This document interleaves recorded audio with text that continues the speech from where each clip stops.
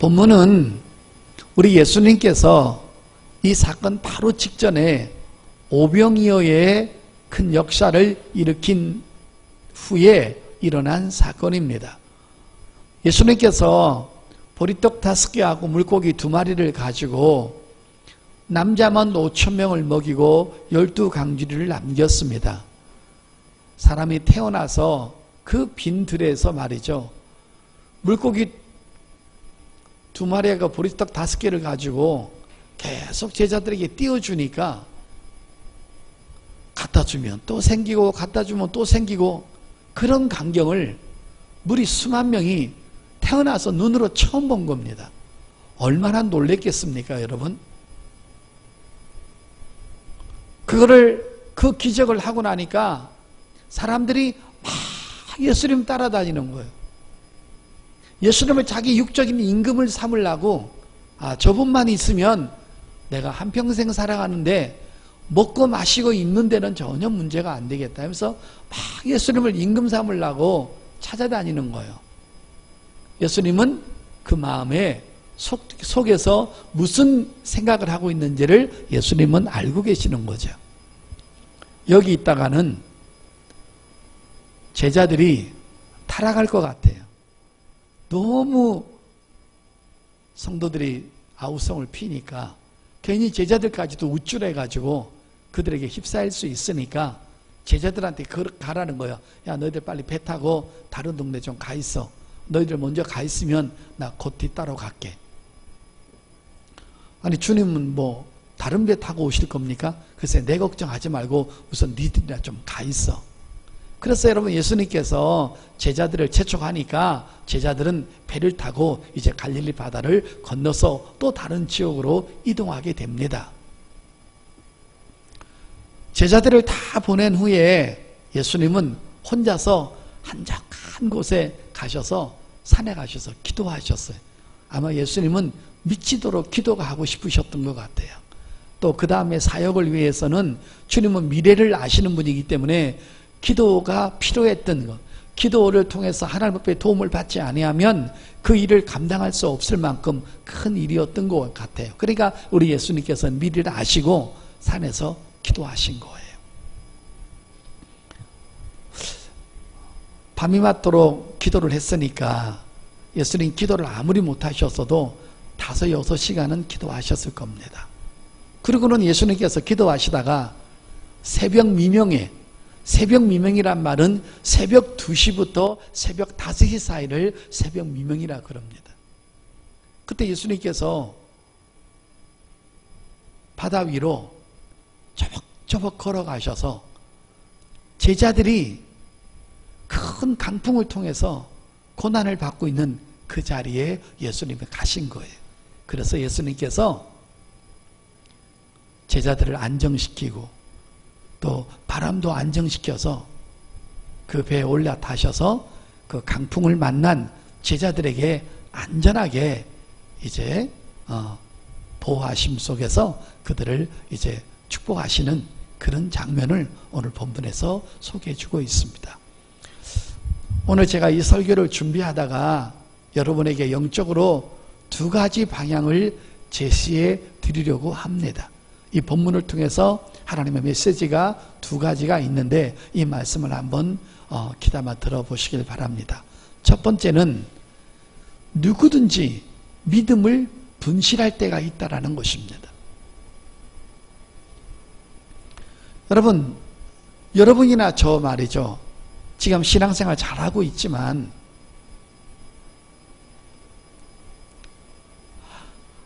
항상 언제나 완벽한 믿음을 갖고 다닐 수는 없다라는 것입니다. 어떨 때는 믿음이 좋을 때도 있고 어떨 때는 그 믿음을 분실해서 허우적거릴 때가 얼마든지 저하고 여러분에게도 있다라는 것입니다. 성경을 살펴보면 믿음의 조상들도 다 믿음을 때로는 분실할 때가 있습니다. 어떤 사람은 그 충만했던 믿음이 한 달 가는 사람도 있고 어떤 사람은 6개월 가는 사람도 있고 어떤 사람은 몇 년 가는 사람도 있고 죄송하지만 며칠 만에 믿음을 분실시켜서 호적거리는 사람도 우리 주위에는 얼마든지 있다라는 것입니다. 어제는 성령 충만했다가 오늘은 또 육적으로 충만해지고, 어제는 하나님을 의지했다가 오늘 또 하나님을 잃어버리는 그런 믿음을 전부 다 여러분 분실하는 경우도 얼마든지 있을 수 있다는 것입니다. 믿음의 조상 아브라함부터 보세요. 아브라함이 늘 믿음이 좋았나요? 아니잖아요.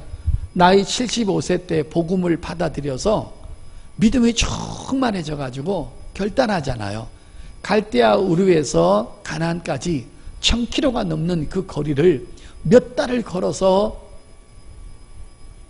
자기가 75년을 살았던 그 가정을 정리하고 모든 친구들, 친척들, 그 다음에 환경들, 조건들, 안락했던 삶들을 다 포기하고 하나님이 지시하는 가나안 땅으로 행진하는 거 보십시오. 이게 보통 믿음입니까, 여러분? 나이 75이면 시작할 나이가 아니라 정리할 나이라는 거예요. 그런데도 나이 75세 때 결단해서 갈대아 우르를 떠나서 가나안까지 왔을 때 그 믿음은 보통 믿음이 아닙니다. 그리고 가나안 땅에 도착해가지고요, 하나님께서 자기한테 자식 주신다고 그랬잖아요. 그 자식 준다는 것을 믿고 바라고 기대하고 소망하면서 나날이 자식 태어날 것을 기다렸잖아요. 근데 웬일이에요? 아브라함이 가나안 땅에 왔을 때 75세였거든요. 75세 때 갈대아우르에서 출발했으니까. 근데 아브라함이 그 믿음을 어느 정도까지 보관하고 있느냐? 10년을 보관하고 있다가 결국은 10년이 지난 다음에 믿음이 삐그덕거리고 믿음을 분실합니다.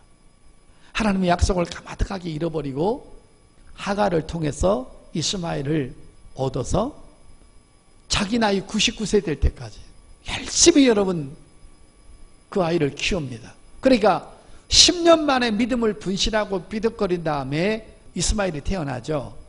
이스마엘이 태어나서 이스마엘이 또 10여 년 자랄 때까지 아브라함은 10년 만에 믿음이 분실해버리고 그 다음에 까마득하게 하나님의 약속을 잊어버리고 이스마엘을 잘 키웁니다.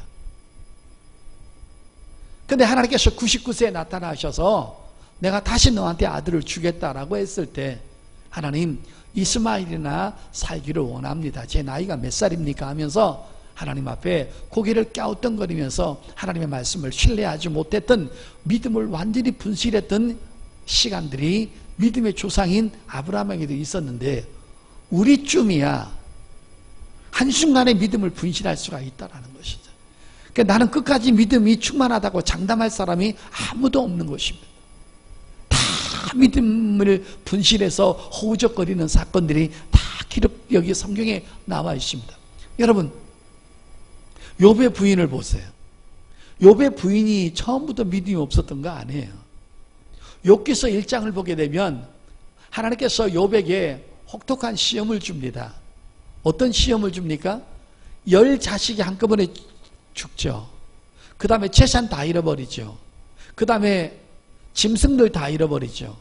그 다음에 집에서 같이 함께 있던 종들까지 다 뿔뿔이 헤어지고 다 도망가고 그랬죠. 그때까지만 하더라도 욥의 부인이 믿음을 완전히 분실하진 않았어요. 참고 기다리고 하나님께서 축복하시겠지라고 하면서 견뎠습니다. 근데 여러분 언제 무너졌어요?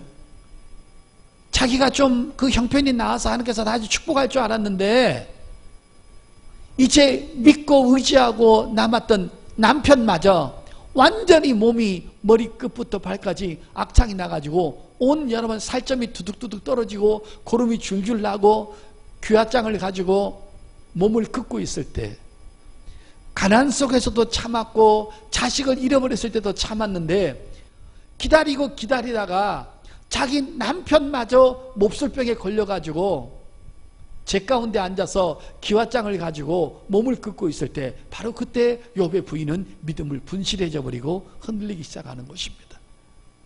이런 하나님이라면 나는 더 이상은 못 섬기겠다. 하나님은 죽었다. 그래서 여러분 남편한테 그러잖아요. 당신 그래도 하나님 섬길래? 하나님 욕하고 죽자. 그래도 마지막까지 욥은 믿음을 분실하지 않고 갖고 있다가 여보 그러지 말자. 주진이도 하나님이고 거듭하신 분도 하나님이시고 건강할 때가 있으면 아플 때가 있겠지. 우리 참고 기다리자. 지금까지 나를 도와주셨던 하나님의 은혜가 한두 가지냐 라고 했을 때 마지막까지 욥은 믿음을 분실하지 않았지만 욥의 부인은 남편이 아픈 그 순간에 결국은 믿음이 흔들려 버립니다. 그리고는 욕하고 죽자, 하나님 섬기지 말자 하고 그 후로는 그 가정을 떠났습니다. 그래서 결국은 그 후로는 욥의 부인에 대해서는 성경도 거론하지는 않습니다. 이렇게 다 여러분 한 번씩 휘청거리는 것입니다.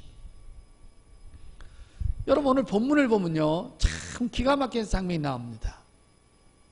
밤 사경에 앞이 안 보이는데 예수님께서 하얀 옷을 입고 물 위로 걸어왔어요. 까만 옷을 입었으면 별로 놀라지 않았을 텐데 깜깜한데 하얀 걸 입으니까 놀란 거예요. 그래야 막 제자들이 놀래가지고 막 그냥 뭐 몽달 귀신이 나타났니, 처녀 귀신이 나타났니, 유령이 나타났니 막 아우성을 치고 난리가 났어요. 제자들이 난리가 났어요, 여러분. 그 막 제자들이 막 난리가 나니까 일단 예수님은 제자들을 안심시켜야 되잖아요. 그러니까 너무 두려워하지 마라. 나다. 여러분 나다 그러면 알아들어야죠. 남편이 직장 갔다 와서 초인종을 누를 때 누구세요? 그러면 나다 그러면 알아들어야지. 몇 년생이십니까? 부인의 나이는 몇 살이십니까? 우리가 언제 이사 왔습니까? 그러면 또라이인 것입니다, 여러분. 그 나다 속에 다 여러분 미운종, 고운종이 다 들어있는 자식이요 부부인 것이지 나다라고 하는데 여러분 우유병 사이로 소리 질러가지고 당신이 내 남편이라면 우리가 언제 어디서 어떻게 만났는지 얘기해 보십시오 라고 하면 그건 여러분 좀 잠깐 문제가 있는 사람이죠. 여러분 나다 안심해라 그랬어요. 여러분 26절 27절 보세요. 이 제자들이 놀라는 장면 보세요. 제자들이 그가 바다 위로 걸어오심을 보고 놀라 유령이라 하며 무서워하며 소리 지르거늘 막 소리 지르는 거예요. 너무 놀래가지고. 그래서 예수님께서 27절에 예수께서 즉시 이르시되 안심하라. 나니 두려워하지 마라. 여러분 저렇게 소리치는 거 계속 놔뒀다가는 이상해질 것 같은 거예요. 그러니까 우리 주님이 즉시 안심을 시키는 거예요. 그때 베드로가 있다가 베드로가 좀 호기심이 많고 좀 적극적인 면이 있잖아요.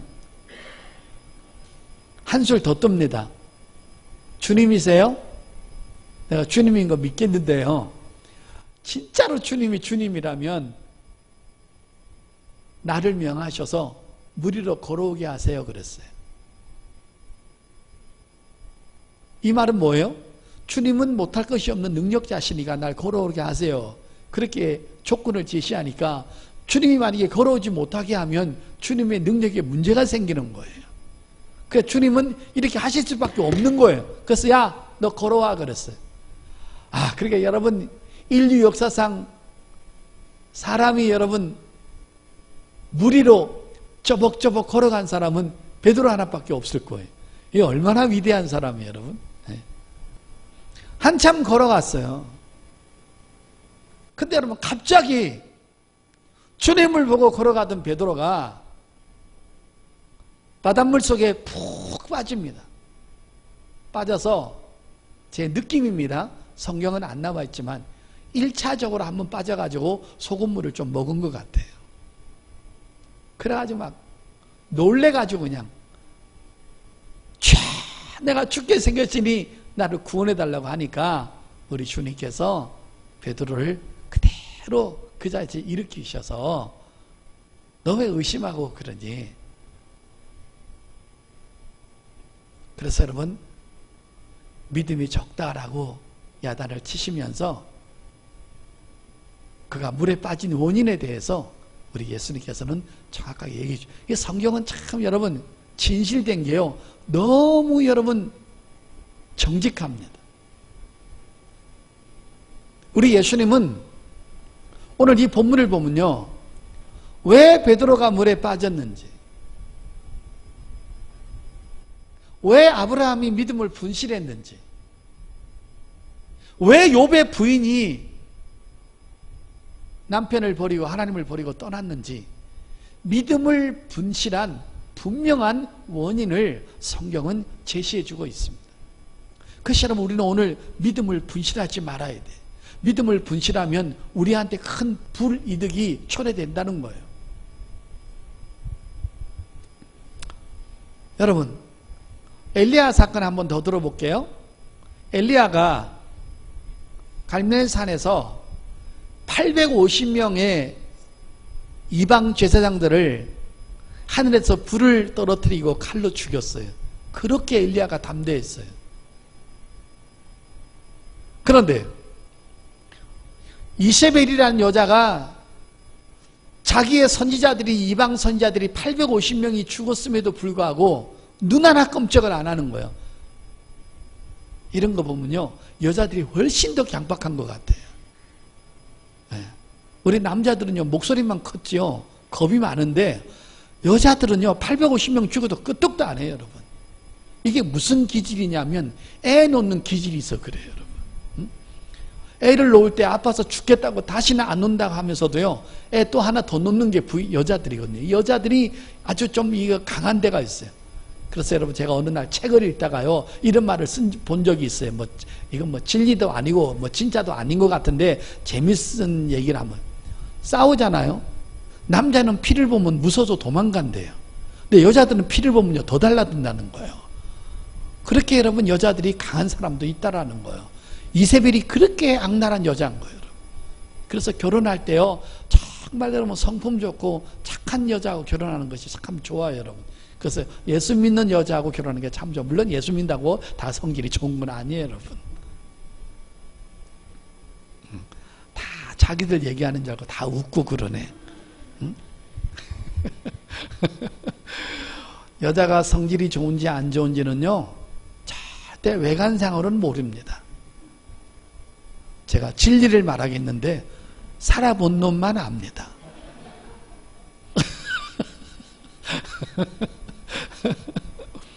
근데 여러분, 이세벨이 엘리야에게 통첩하는 거예요. 네가 어저께는 내 선지자들 850명을 죽였지만 내가 내일은 내 선지자를 죽인 너를 내 선지자가 죽은 보답으로 너를 죽이겠다고 통보를 합니다. 그때 엘리야가 850명을 불을 떨어뜨려서 죽였던 사람이 여자 말 한마디에 벌벌 떨고 도망가 버립니다. 자, 여러분, 열왕기상 19장 볼까요? 1절부터 3절 보겠습니다.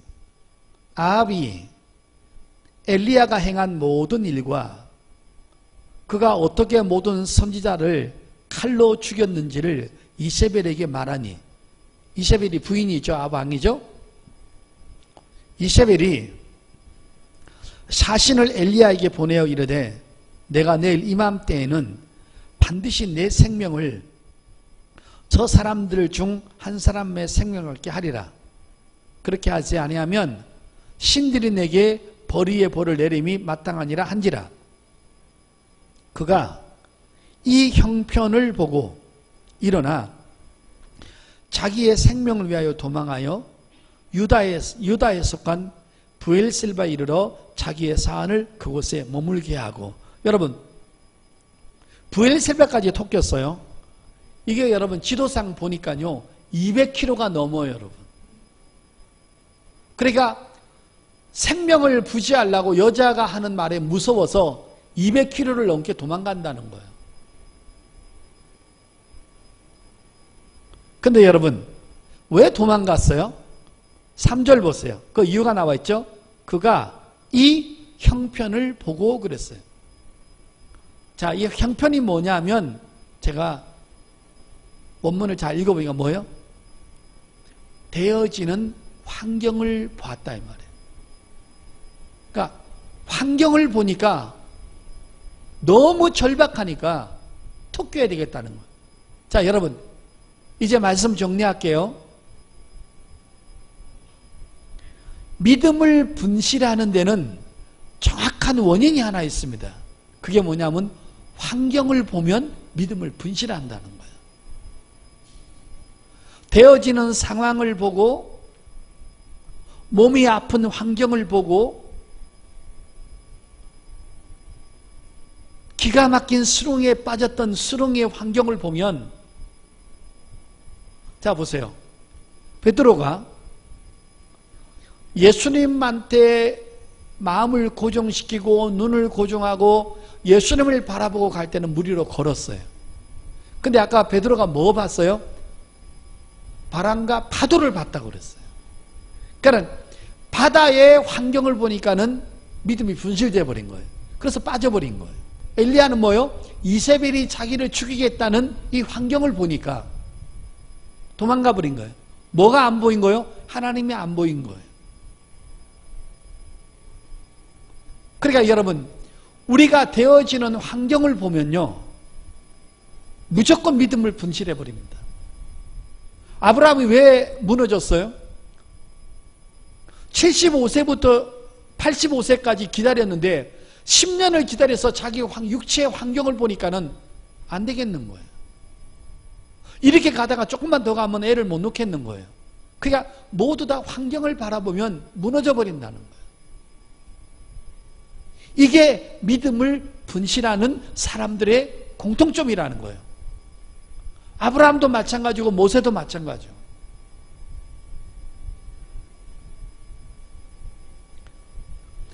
주님에게 시선을 고정하고 주님을 보고 갈 때는 불가능을 가능케 하시는 주님을 보니까 물 위로 걷는 거예요. 여러분 보세요. 베드로가 자력으로 물 위로 걸을 수 있어요? 못 걷지. 베드로가 물 위를 걸었던 원인은 뭐예요? 주님이 걷게 하시니까 걸은 거예요. 그러니까 주님을 바라보니까 갔는데 주님이 안 보이고 바다의 환경을 보고 육체의 환경을 보고 상황의 환경을 보니까는 믿음을 분실해 버리는 거예요.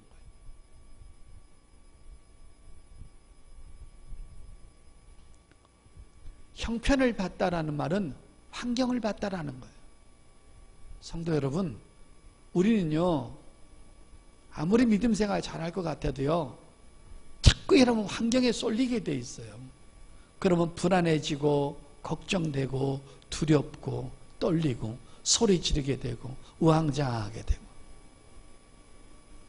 환경이 주님보다 더 크게 느껴지는 거예요.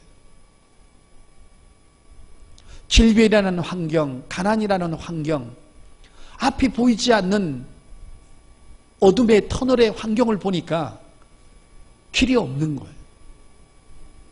그래서 예수 안 믿는 사람은 길이 안 보이니까 자살하는 거예요. 자살은 누가 하느냐? 길이 없다라고 생각하는 사람이 자살하는 거예요. 그래서 믿음을 분실하는 모든 공통점은 환경을 바라보기 때문에, 주님 앞에 눈을 떼어버리기 때문에 믿음을 잊어버리는 거예요. 여러분, 제가 지금까지는 믿음을 분실했던 경험들을 설명한 것입니다. 그런데 이와 반대로 믿음을 분실하지 않는 원인도 있다는 것입니다. 어떤 사람은 기가 막힌 환경을 보고 그 환경만 바라보고 하나님이 안 보이고 주님이 안 보이고 지금까지 자기를 이끌어 주시고 베풀어 주는 하나님의 능력이 안 보이니까 믿음을 분실하고 무너지는 거예요. 그런데 어떤 사람은 이런 기가 막힌 환경 속에 어려움이 왔는데도 이 기가 막힌 환경 때문에 믿음이 더 성장하는 사람이 있다라는 거예요. 더 큰 하나님을 바라보고 더 크게 미친 듯이 하나님을 의지하는 사람이 있다라는 거예요. 여러분, 믿음이 뭐예요? 마지막까지 하나님을 신뢰하는 거예요. 마지막까지 하나님과 씨름하는 거예요.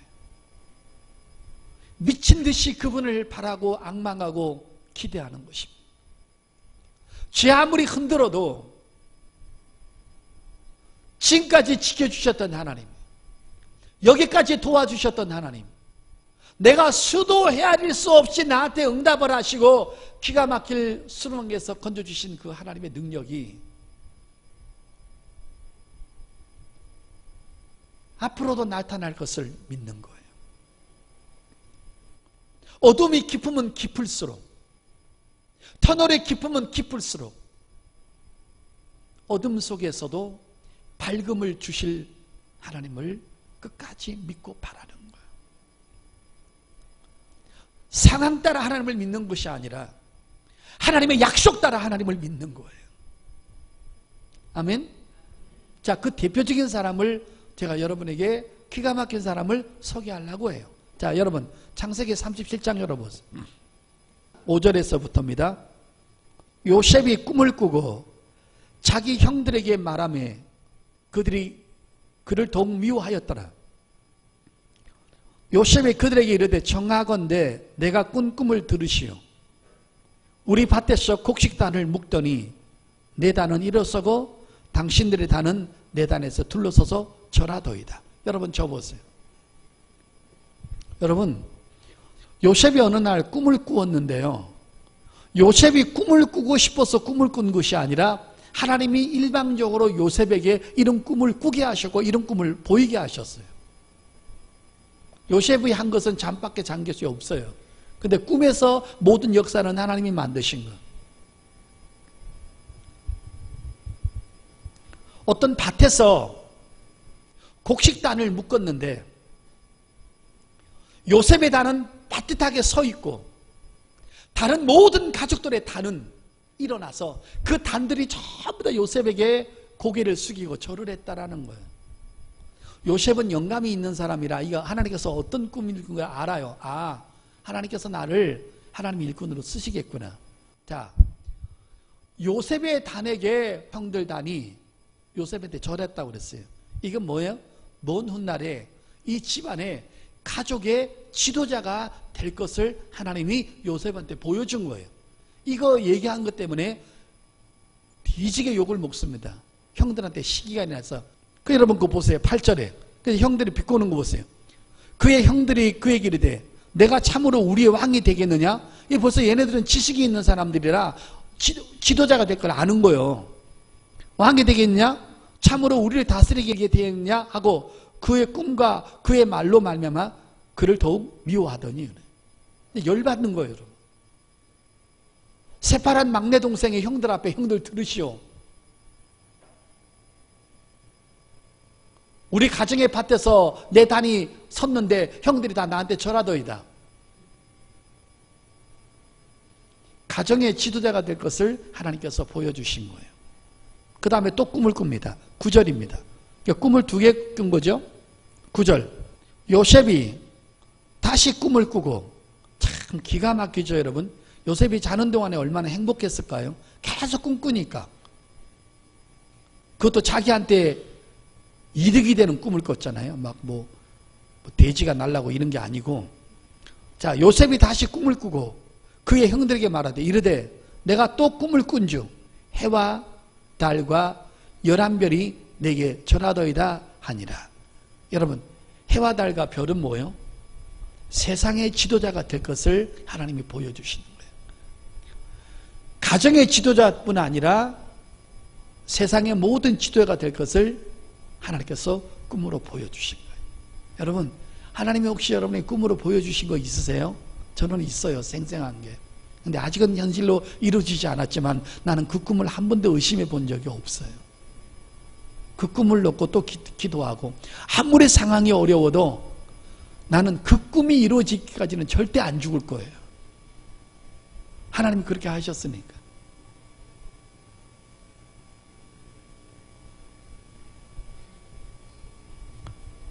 해와 달과 별은 바로 앞으로 요셉이 이스라엘 땅에서만 유명해질 것이 아니라 전 세계로 뻗어나가서 유명해질 것을 하나님께서 보여주신 거예요.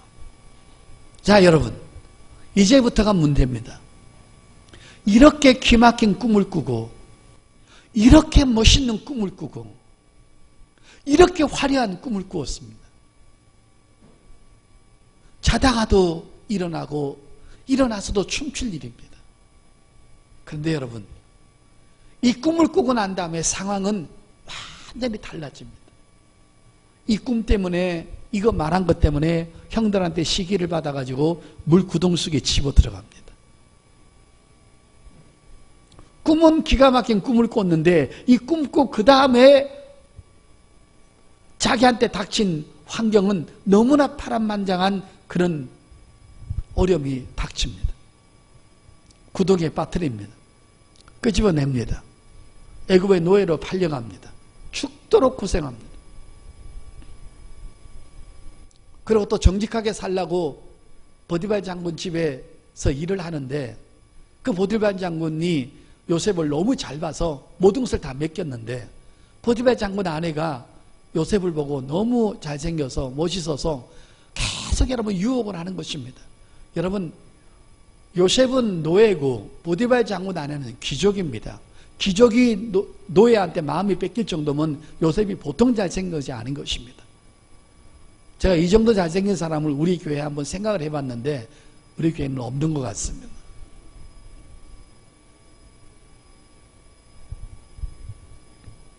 자, 그런데 여러분, 요즘은 여러분 보면 전자 팔찌 차고 도망다니는 성폭행자들이 있습니다. 가장 수치스럽고 치욕스러운 것이 바로 여러분 성폭행 사건에 연루화되는 것입니다. 근데 여러분, 요셉은 자기 주인의 여자를 겁탈했다는 누명을 쓰고 가장 여러분 수치스러운 누명을 쓰고 형무소 들어갑니다. 거기서 3년 가까이를 썩습니다. 여러분, 지금 이 환경이 어떻게 되는 것입니까? 하나님이 보여준 것은 너무나 화려한 거였는데 지금 자기 의지와 자기 생각과 관계없이 지금 이상하게 지금 환경이 이상하게 돼가는 것입니다.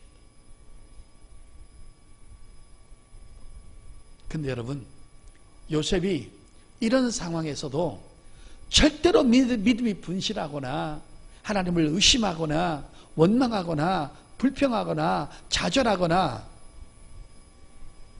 무너진 것이 없었다는 것입니다. 마지막까지 이 사람이 믿음을 갖고 하나님 앞에 승리했다는 것을 사도행전에서 이렇게 설명합니다. 여러분, 사도행전 7장입니다. 얼마나 이 사건이 귀한 사건이면 여러분, 신약 성경에 이 사건이 또 기록되어 있겠습니다. 몇 천 년 전의 사람을 또 거론합니다. 9절 10절입니다. 여러 조상이 요셉을 시기하여 애굽에 팔았더니 하나님이 그와 함께 계셔 그 모든 환난에서 건져내사 애굽 왕 바로 앞에서 은총과 지혜를 주심에 바로가 그를 애굽과 자기 온 집의 통치자로 세웠느니라. 아멘. 자, 여러분 보세요. 꿈을 꾸게 하신 것도 요셉의 의지와 상관없는 일입니다. 이런 고난을 받는 것도 요셉이 이런 나쁜 짓을 해서 이런 고난을 받는 상황하고는 전혀 다른 문제입니다. 근데 이 모든 상황을 누가 이끌어갑니까? 하나님이 만드시는 것입니다. 그럼 하나님이 주인이시고, 그리고 주인이 요셉과 끝까지 함께 하심으로 결론은 뭡니까? 결국은 가정의 지도자, 전 민족의 지도자로 하나님은 깊이 있고 만들어 놓고 계신다는 것입니다. 그 믿음은 뭐냐? 마지막까지 환경을 바라보는 것이 아니라 지금까지 나를 도와주셨던 하나님의 은혜와 하나님의 역사와 하나님의 실력과 하나님의 인도하심과 하나님의 축복하심과 지금까지 나를 도와주셨고 응답하셨던 하나님께서 주셨던 그 모든 응답을 날마다 조립을 해서 되새김질을 하는 것입니다. 도무지 하나님은 의심하지 않는 것입니다. 하나님의 능력을 의심하지 않는 것입니다. 내가 암이 걸렸던, 내가 자동차 사고 나서 다리가 부러졌던, 가정이 파산당했던, 이혼을 당했던, 빚 보증을 잘못 써서 거지가 됐던, 직장에서 잘렸던, 그거하고는 하나님이 나를 사랑하심과 안 사랑하심과는 별개의 문제라는 것입니다. 하나님은 여전히 저와 여러분을 사랑하고 있다는 거예요. 우린 여전히 하나님의 자녀라는 거예요. 하나님은 어떤 상황에서도 하나님은 우리와 함께 계신다는 거예요. 아멘.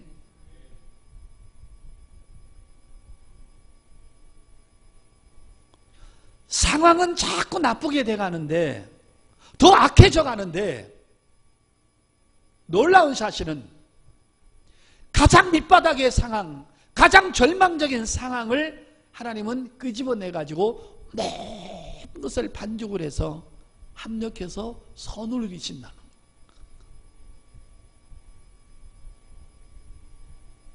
문제는 우리의 태도라는 거예요. 환경을 보고 믿음을 분실하고 하나님을 의심하고 원망, 불평, 걱정해서 좌절할 거냐? 아니면 이 환경 속에서도 하나님을 바라보면서 미친 듯이 기도하고 미친 듯이 예배하고 미친 듯이 하나님을 의지할 것이냐? 그 태도에 달렸다는 거예요. 하나님은 한번 흔들어 보시는 거예요. 여러분, 요나가 물고기 뱃속에서 뭘 받겠어요? 물고기 뱃속에서 창자밖에 더 받겠어요? 내장밖에 더 받겠냐고요. 아니, 깜깜해서 안 보였을 거예요. 그냥 물크덩 하는 것만 만졌지. 근데 거기서 뭘 보는 거예요? 물고기 뱃속에서 누가 그를 건질 수 있어요? 어느 바다 밑에 어떤 고기가 있는지, 어떤 고기 속에, 어떤 고기 내장 속에 요나가 있는지 누가 알아요? 하나님은 아시는 거예요. 요나가 거기서 누굴 본 거예요? 깜깜함을 본 게 아니라 밝은 데서 나를 주시하시는, 내 기도에 응답하시는 하나님을 본 거예요. 할렐루야. 믿음을 분실하지 않는 방법은요, 무조건 교회에 와서 하나님의 말씀에 대해서 하나님을 들어야 돼요. 하나님을 배워야 돼요.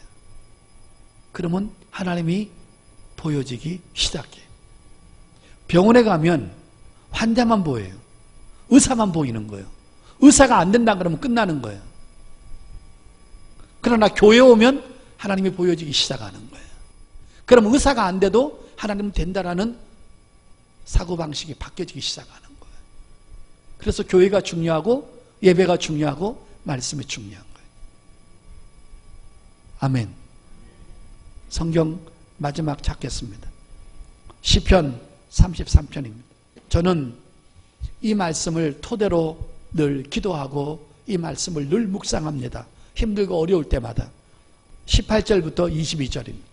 여호와는 그를 경외하는 자, 곧 그의 인자하심을 바라는 자를 살피사 그들의 영혼을 사망에서 건지시며 그들이 굶주릴 때에 그들을 살리시는도다. 우리 영혼이 여호와를 바라며 그는 우리의 도움과 방패시로다. 우리 마음이 그를 즐거워하며 우리가 그의 성호를 의지하였기 때문이로다. 여호와여, 우리가 주께 바라는 대로 주의 인자하심을 우리에게 베푸소서. 여기 보니까 21절 보세요. 우리 마음이 그를 즐거워하며 우리가 그의 성호를 의지하였기 때문이로다. 여러분 저 보세요. 환경을 보면 즐거워할 수가 없어요. 근데 하나님의 은혜와 하나님의 실력과 하나님께서 내게 베풀어 주신 그 성호들을 더듬어 가면 다시 기뻐할 수 있어요. 하나님은 해요, 방패요, 피난처시기 때문에. 그런 모든 것을 합력해서 나한테 플러스를 주는 거예요. 내 삶에 은혜를 주시는 분이에요. 선하신 분은 악한 일을 하실 수가 없다라는 거예요. 그래서 로마서 8장 28절에 하나님은 모든 것을 합력해서 선을 이루시느니라. 믿음을 분실하지 마십시오. 늘 힘들고 어렵고 환경만 바라보면, 환경을 바라보고 절망하고 걱정이 오면 여러분 스스로 자기 영적 상태를 체크하십시오. 아, 내가 믿음을 분실해 가고 있구나. 어떤 절망 속에서도 하나님이 안 보이면 아, 내가 믿음을 완전히 분실했구나. 예수님께서 오병의 역사를 베풀 때 물이 3만 명을 보면 그 환경을 보면 절망해. 그런데 하나님 앞에 기도하는 순간 하나님은 이 사건을 해결할 수 있다고 하나님을 믿으니까 기도가 되는 거예요. 믿음을 분실할 것이냐? 믿음을 더 크게 확대할 것이냐? 그건 여러분에게 달려있는 거예요. 여러분, 어떤 절박한 상황 속에서 더 믿음이 작아지는 사람이 있고 쪼그라지는 사람이 있고, 어떤 사람은 그 믿음을 환경을 타고 하나님 앞에 더 밀착해서 믿음을 더 성장시키는 사람도 있다라는 것입니다. 여러분, 믿음을 분실하지 않고 끝까지 하나님을 우려하고 마지막까지 미친 듯이 지속적으로 그분을 바라보고 의지하고 그분에게 여러분의 삶을 맡기는 믿음의 사람들 될 수 있기를 예수 이름으로 축복합니다.